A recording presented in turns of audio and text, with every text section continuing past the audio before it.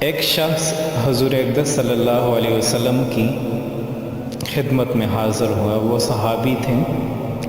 آپ صلی اللہ علیہ وسلم کی خدمت میں حاضر ہو کر کے یہ عرض کرتے ہیں، اے اللہ کے محبوب،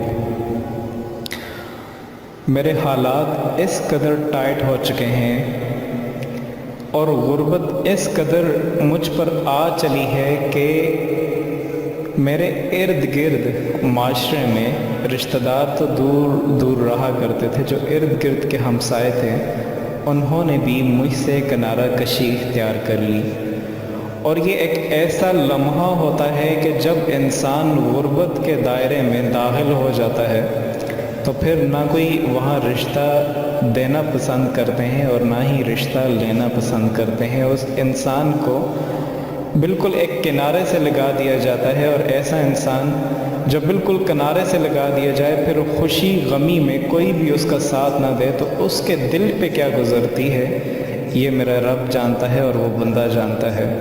تو ایسا ہی ایک شخص، ایک صحابی آپ صلی اللہ علیہ وسلم کی خدمت میں حاضر ہو کر کے اپنی غربت کا شکایت آپ صلی اللہ علیہ وسلم سے کرتے ہیں۔ ایک صحابی جب حاضر ہوتے ہیں تو حضور اقدس صلی اللہ علیہ وسلم کی بارگاہ میں عرض کرتے ہیں، اے میرے محبوب، میرے ذرائع آمدنی بہت تھوڑے ہیں،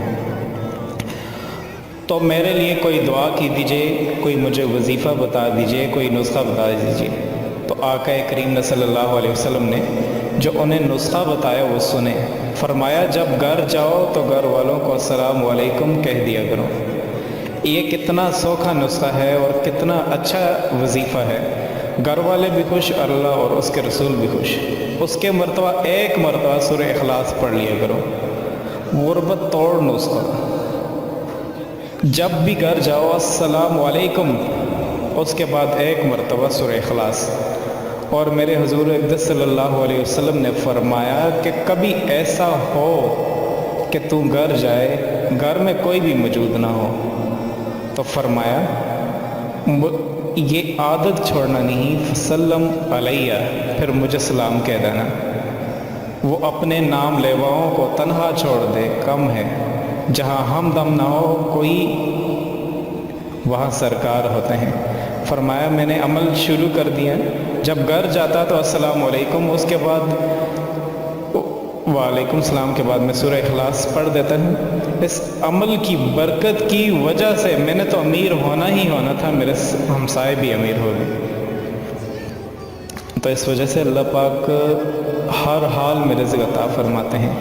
جو حضور اقدس صلی اللہ علیہ وسلم نے کیا ہوا وعدہ ہے کہ آپ یہ کریں تو آپ کو غربت کی شکایت جو ہے وہ ختم ہو جائے گی، غربت ختم ہو جائے گی، وہ وعدہ کبھی جھوٹا ہو ہی نہیں سکتا۔ اس پر ہمارا ایمان ہے، ہمارا یقین ہے۔ جو آپ نے بتا دیا ایسا ہوتا ہے، اور ایسا نہ ہونے کا تو سوال ہی پیدا نہیں ہوتا، تصور میں ہی انسان نہیں لے کے آ سکتا۔ تو آج آپ کو ایک چھوٹا سا قصہ بھی سناتا چلوں کہ ایک مرتبہ مولانا صاحب فرما رہے تھے کہ اللہ پاک ہر حال میں رزق عطا کرتے ہیں، اور اتنے میں ایک دیہاتی بیان سن رہا تھا۔ وہ کہنے لگا کہ دیکھتا ہوں میں نہیں کھاتا، میں دیکھتا ہوں اللہ رزق کیسے پہنچاتے ہیں۔ چنانچہ اگلے دن اس نے بھوک ہڑتال شروع کر دی۔ اب ماں بیچاری تو ماں ہوتی ہے، اس نے پراٹھا بنایا اور ساتھ اس کے مکھن اور چینی بھی ساتھ رکھ دی۔ اس نے کہا بیٹے کھایا؟ اس نے کہا میں نہیں کھاتا۔ اب منت سماجت کرتی ہے، کہتا ہے نہیں کھاتا۔ جب اس نے بار بار کہا تو یہ تنگ ہوا، کہتا ہے اچھا میں نے کھانا تو نہیں ہے، یہ پکی بات ہے، دیکھتا ہوں اللہ کیسے کھلاتے ہیں۔ چنانچہ یہ گھر سے اٹھتے، باہر گاؤں میں درختوں کا کافی سارا جھنڈ سا تھا، سایہ دار جگہ تھی۔ یہ وہاں جا کے لیٹ گیا کہ میں آج یہاں لیٹا رہوں گا اور میں نہیں کھاؤں گا، دیکھتا ہوں اللہ مجھے کیسے کھلاتا ہے۔ ماں بیچاری پیچھے پیچھے کھانا لے کر کے گئی اور سالن وہیں پہ رکھ کے آ گئی۔ اچھا بچے تیرا دل چاہے تو کھا لینا، میں جا رہی ہوں۔ اب کھانا بھی پڑا ہوا ہے اور یہ بھی لیٹا ہوا ہے، تو تھوڑی خوشبو آنے لگی، دل بھی چاہنے لگا۔ یہ وہاں سے اٹھ کے آگے لیٹ گیا تو 30-40 فٹ کے فاصلے پہ کہ مجھے خوشبو بھی نہ آئے کھانے کی، تو میں دیکھتا ہوں اللہ مجھے کیسے کھلاتے ہیں۔ اب اللہ کی شان کے دوپہر کے وقت ارد گرد کے کچھ ڈاکو تھے، چور تھے، وہ وہاں آ کر کے آپس میں ایک دوسرے سے مل کر پلاننگ بناتے تھے۔ وہ ان کو محروم جگہ نظر آتی تھی، وہ آ کے بیٹھ گئے۔ اب ان کو بھی خوشبو آئے سالن کی، تو وہ کہنے لگے کہ یار لگتا ہے یہ کھانا ہے۔ اس نے کہا دیکھو، جب قریب آ کر دیکھا روٹی بھی ہے، پراٹھا بھی ہے، سالن بھی ہے۔ اس نے کہا یار آج تو موج ہی موج ہے، کھانا مل گیا۔ ان کا جو بڑا تھا نا، وہ بڑا چلاک آدمی تھا، کہنے لگا چپ کرو، خبردار کھایا، مجھے لگتا ہے کہ کسی بندے نے اس میں زہر نہ ملائی ہو ہمیں مارنے کے لیے۔ اگر کسی نے زہر ملائی ہے تو دیکھو کہیں نہ کہیں آس پاس ہی ہوگا۔